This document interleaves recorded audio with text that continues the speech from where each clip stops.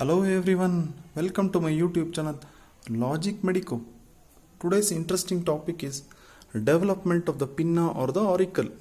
Before moving on to the topic, if you are new to my channel, consider subscribing to my channel and don't forget to press the thumbs up button if you like this video. Okay, without much delay, let's start with the development of the pinna or the auricle. The pinna or the auricle is a part of the external ear. Okay. So this pinna or the auricle is developed at the junction between the first branchial arch and the second branchial arch. The first branchial arch is called as mandibular arch. The second branchial arch is called as hyoid arch. So between this mandibular arch and hyoid arch there is one cleft, and that is a first ectodermal cleft. This first ectodermal cleft will become more and more deeper. It will form the external auditory canal. The first ectodermal cleft forms the external auditory canal. So surrounding this there are some swellings, the mesodermal swellings. They are called as mesodermal hillux. So here is the cleft, at the cranial most end of the first ectodermal cleft. It will deepen to form the external auditory canal. That cleft is between the first and second branchial arch. Around this first ectodermal cleft there will be six swellings. Initially 4, subsequently will become 6 swellings.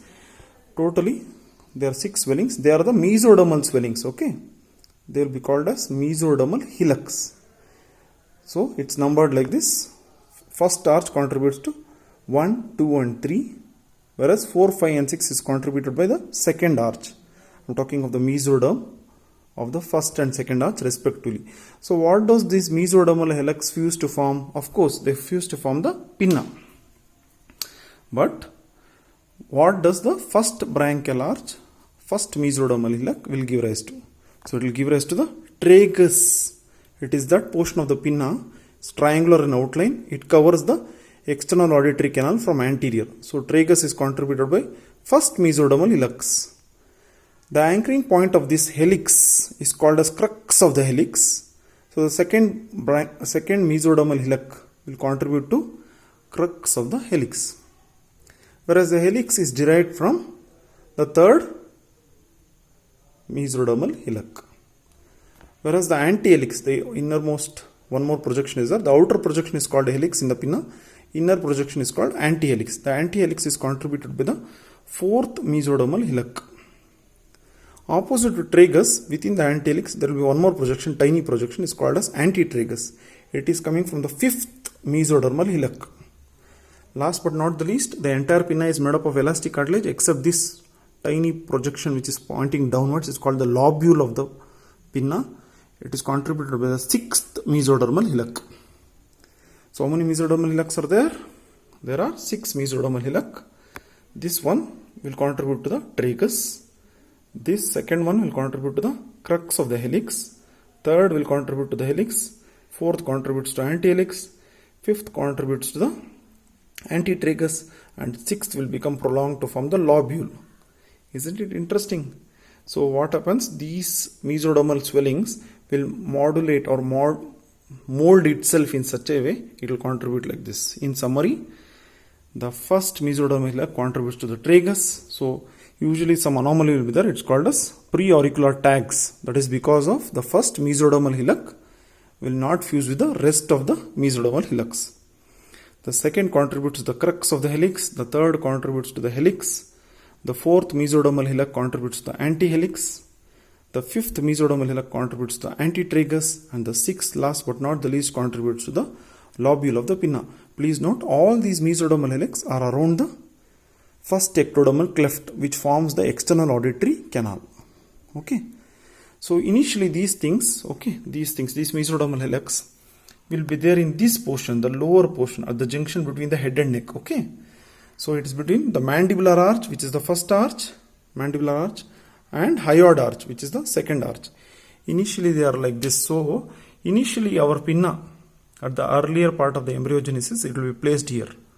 So in some of the congenital anomalies related to speech and hearing, and with respect to genetic anomalies, you must have heard the word called as low set ears.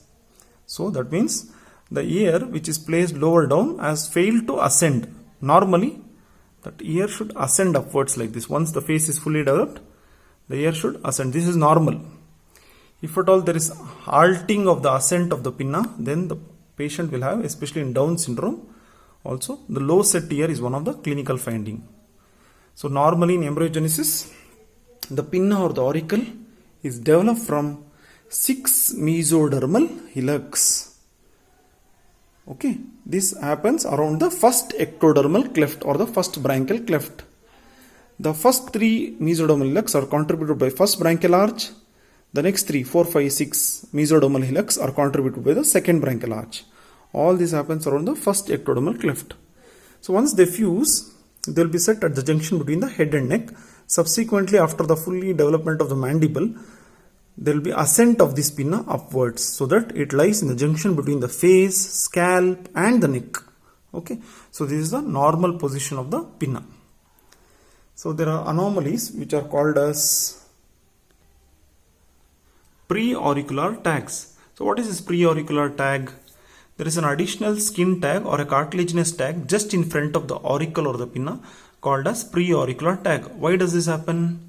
Failure of fusion of this first mesodermal hillock, which will actually contribute to the tragus. So part of it may be like an island, it will be left over there. So it's called as preauricular tags. That is one congenital anomaly in the development of the pinna. After the pinna is formed, it has to ascend upwards. That's normal. But there is one more congenital anomaly. It's called as low set ears, in which the pinna, after formation, it fails to ascend upwards. It's called as low set ears. It is associated with many congenital anomalies, that is genetic anomalies also, like Down syndrome. Thanks for watching my video and learning from it. Consider subscribing to my channel and pressing the bell button if you have learned something extra from this video. Thank you for watching and learning from Logic Medico. Thank you once again.